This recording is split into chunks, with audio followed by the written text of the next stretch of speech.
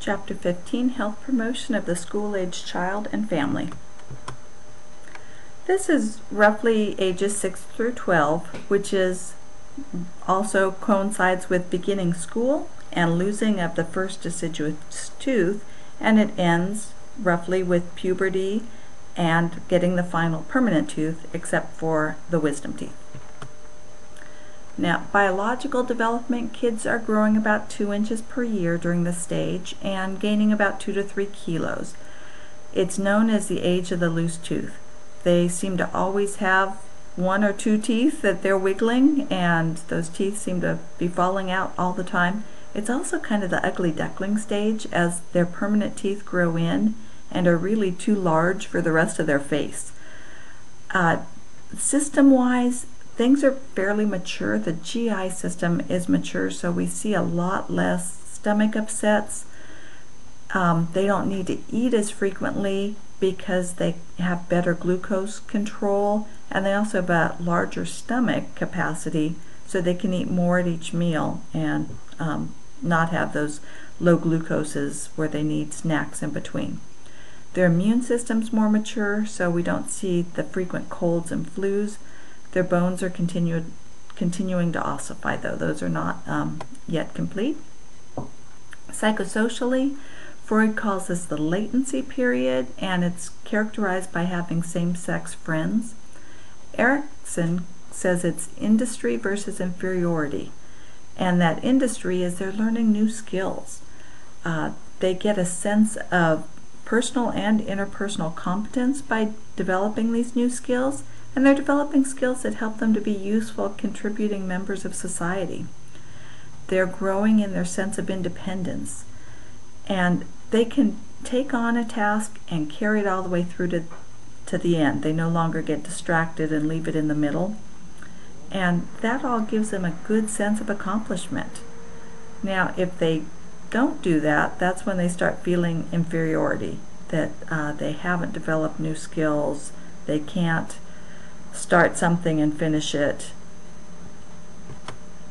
Cognitively, Piaget calls this the age of concrete operations, and that means that they're no longer perceptual. They don't base everything on what they see and touch. They can now think about an experience. They can make decisions based on that. They can imagine someone else's point of view, so they're no longer as egocentric as they were. And they can understand the relationship between things, cause and effect. They can make judgments based on what they think, not just on what they see or can touch. And it's no longer the senses, but it's the reason. One of the big things of this age is this conservation. They now understand that if you offer them a glass of juice, the short, fat glass has exactly the same amount of juice as the tall, skinny glass. They understand that things can be different shapes and still equal in mass, and that's a very new skill for them. They're at an age where they classify things. They understand groups and grouping things together, and part of that ability to classify, they love to collect things. If their family's into NASCAR, they probably have collections of all the different cars. If they're into Barbies, they probably have collections of lots of different Barbie clothes or different types of Barbies. A nice thing at this age is they can read and tell time, so we can write something and they'll understand it. We can say, you're scheduled for that procedure at 3 o'clock, and they can look at the clock and know what 3 o'clock means. We're not trying to say it'll be 2 long movies from now. We're able to use an actual time. Here's a picture of some of those collections. This guy likes wrestling.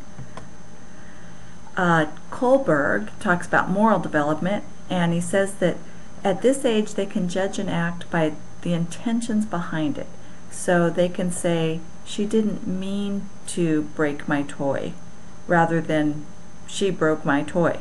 They're not just looking at the consequence, they're looking at what somebody's motivation was. Now, at 6, they're not quite there yet. They still judge it by the consequence.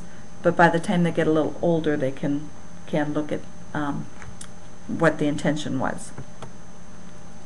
Spiritually, kids this age really have a desire to learn about the religion in their family, about God. They have a sense of the physical world versus spiritual, supernatural things.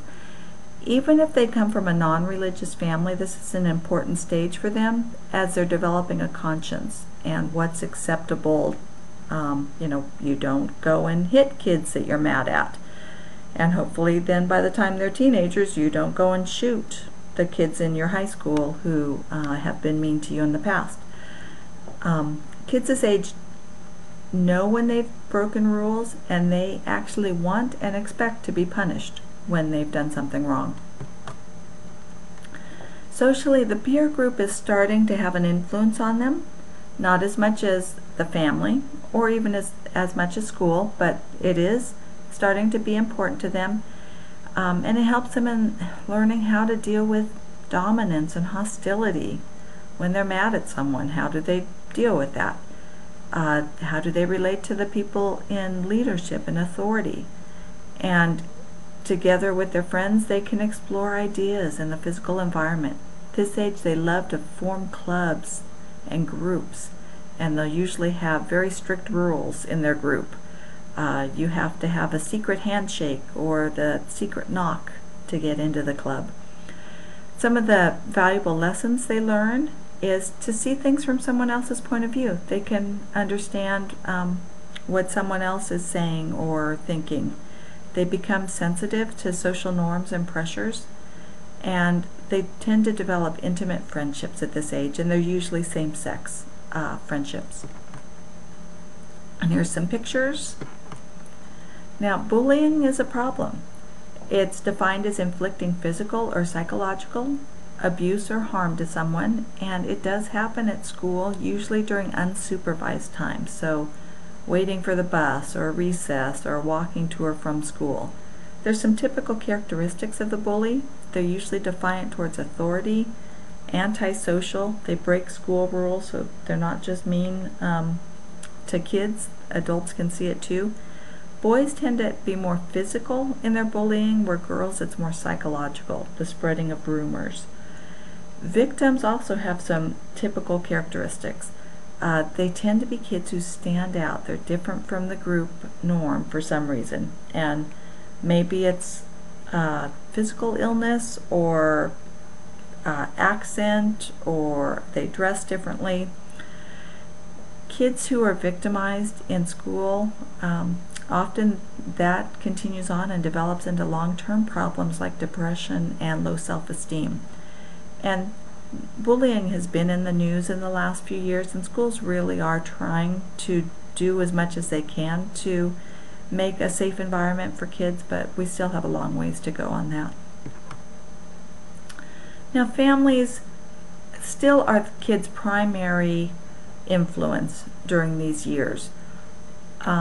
6-year-olds, the beginning of this, they still love their parents and think their parents are perfect. By the middle school years, when they're 12, at the end of this, they realize their parents aren't perfect, and they're pretty intolerant of anything that they see in their parents that isn't quite up to snuff. And we said they love rules in this age. When parents are telling rules but not following them, the kids really notice that.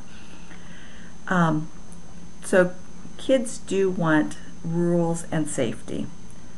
It's as if there's a big cliff, and if they have a fence in front of that cliff that they're told don't go over the fence, they feel safer than if there's no rule. And they know they can end up in trouble, but they don't quite know where the limit is. So having those rules is helpful. And parents need to parent, not be friends. That's, I think, one of the common parenting mistakes that we see in the current generation. Play. Kids love rules at this age, so their games have rules. They're playing soccer and baseball, and sometimes they'll make up games and have very strict and rigid rules to them, and also rituals. Girls playing softball, they have their little chant that they do every time they run out onto the field or every time their best friend gets up to bat. And they expect conformity. They expect everyone to follow those rules. They're learning how to use competition in a healthy form, and how to be good winners and how to be good losers. They're also able to do quiet games and activities. They love to do their collections. They can do board games, card games, computer games. They can enjoy reading at this age. They really can use play, imagination, use their imagination in play at this age. They can imagine themselves, if they're learning ballet, to be the prima ballerina, or they can imagine themselves to be the superstar on the baseball team. They can imagine themselves overcoming great obstacles. So that's a good way to use imagination play at this age. But remember, they still need those active, big muscle, run, jump playing. At this age, they're developing a self-concept. They're very aware of their own physical characteristics, abilities, their values, how others see them, their body image, sexuality, self-esteem. They no longer just have vague impressions of themselves. They're aware of how they view themselves, and they're aware of where they're different from others. They know if they're the good student or the good athlete, or if they struggle in sports or school compared to others. Coping with concerns. School is probably the second most important socializing agent in kids' lives after family. We see lots of latchkey kids, which means either before and or after school they're home alone. And that's just a reality for a lot of families. What we need to be aware of is that's when we see a lot of injuries and delinquent behavior happen when kids are not supervised. We do need limit setting and discipline. And kids at this age are usually pretty good. If you ask them what they think is an appropriate discipline for what they did, they really are good at making the discipline match the crime. Where we want to help them is often they'll see their hospitalization as punishment that they deserve because of something they did wrong. So we want to make sure that we're reinforcing that nothing they did caused the illness they're experiencing or the hospitalization they're having. Kids this age, we see lying and cheating and stealing. It's very common, and parents do need to set rules and have discipline based on that, but also realize that this is very common. It's part of how kids grow up, and to make sure that the discipline matches the crime, that it's not too much, but it's also not too little.